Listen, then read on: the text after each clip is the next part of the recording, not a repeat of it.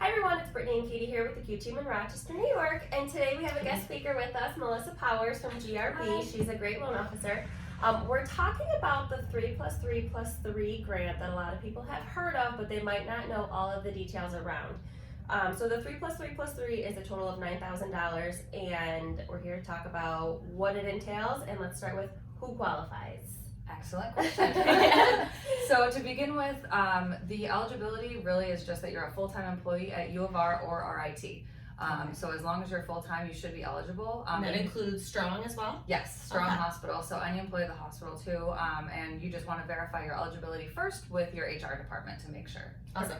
Okay, so you're one of these employees and you find out that you qualify, so then what are the next steps that you take to get this grant? Yeah, so really the next step, I would suggest talking to a loan officer like myself first, because your loan officer will be able to tell you if you do qualify for a loan in general, run your credit, talk about your income, talk about your budget, and make sure that you're shopping for where you'd like to be. And then the loan officer can also help you collect your documents, because the next step is to submit your application for the city portion of the grant. So the $3,000 that comes from the city, they will accept your application up front, and it just entails a bunch of documents that you have to collect. So you might as well use your loan officer to help you collect those documents. Right, and you make submit their to life the easier. city. You're doing it right? And then how long does that city approval typically take? It usually takes a solid 4 to 6 weeks. Okay. So yeah, definitely want to get that application in sooner rather than later, because you will be itching to start looking for houses as soon as you go through the pre-qualification stuff. So as we're talking about the city approval, and I think it's important to note that this is for the city of Rochester, but are there any other location restrictions? Good question. So RIT, that grant is good for anywhere within the city of Rochester. Okay. As long as it's city schools, you can use the RIT grant. U of R is more neighborhood specific, but it does include 12 different neighborhoods within the city. And they're really just trying to promote, the neighborhoods around the U of R and Strong. Exactly, But that's the whole perfect. Yep. But a lot of those locations and those neighborhoods are very awesome and Prime popular. locations. Great. So once you figure out where you want to be, you have all of your application approved. When can you really start looking? Can you start when you first look into this process, or do you have to wait? You have to wait until you get that city approval. It's really important. They will not give you the grant if you write a contract to purchase a home before you have your grant approval. So very, very important. Keep that in mind. But if you're working with great realtors like these two, they will know that, and they will say, hey, we can't start shopping until we have that city approval.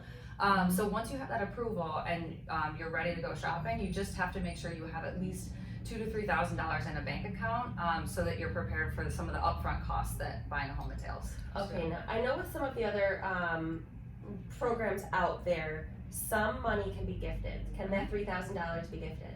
Good question. So part of it can, but $1,500 has to be your own money. Meaning verified in your bank account for the last 2 months, not just showed up last month or something. It has to be your money.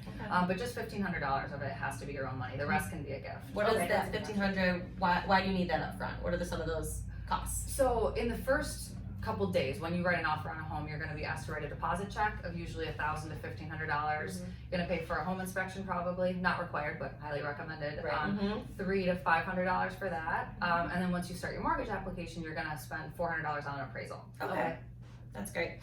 So this sounds amazing. Everyone wants $9,000 to go towards their home purchase. So is there any sort of catch? Is there any sort of criteria or restrictions? Everybody asks about the fine print. It's important to know. Yeah. So really not much. You do have to live there for 5 years. Okay.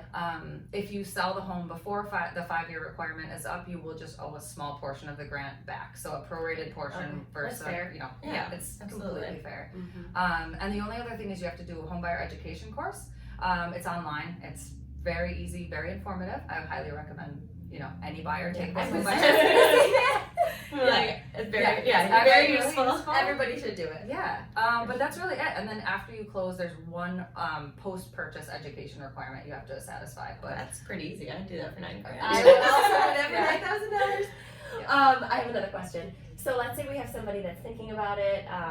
How soon can they start the process? Or when should they start? Right. I would say if you're even considering it, talk to a loan officer now. Okay. Because really, I mean, the grant approval itself does take the 4 to 6 weeks with the city, so the sooner you start, the better. But what's nice is it doesn't expire. So even if you're considering buying in the next year or two, it's worth talking to a loan officer now just to see, you know, if it makes sense for That's you. a good point. Yeah, and get your ducks in a row. Because the city grant, that initial approval is good for a full 6 months, and then they will renew it indefinitely. for Okay. you. Wow.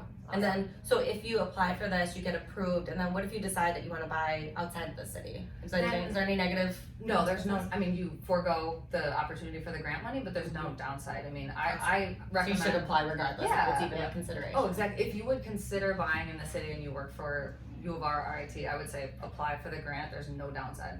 That's Awesome. amazing.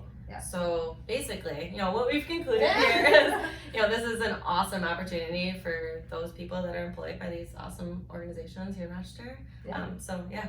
Thank you, Melissa, for sharing You're the welcome. information. so much. Right. Anytime. So I guess if you know anyone, any of you guys know anyone that works there, or you yourself do, and want some more information, you know, want to talk to Melissa, you know, we can put you in touch Yep. and, you know, get you started on, you know, this awesome opportunity. We've learned it's never too soon to start. Yeah. So true. So until next time, thank you for tuning in. If you found this helpful, please share, like, comment, and tag anybody that might also find this helpful. Thanks, guys. Thank you. Thanks.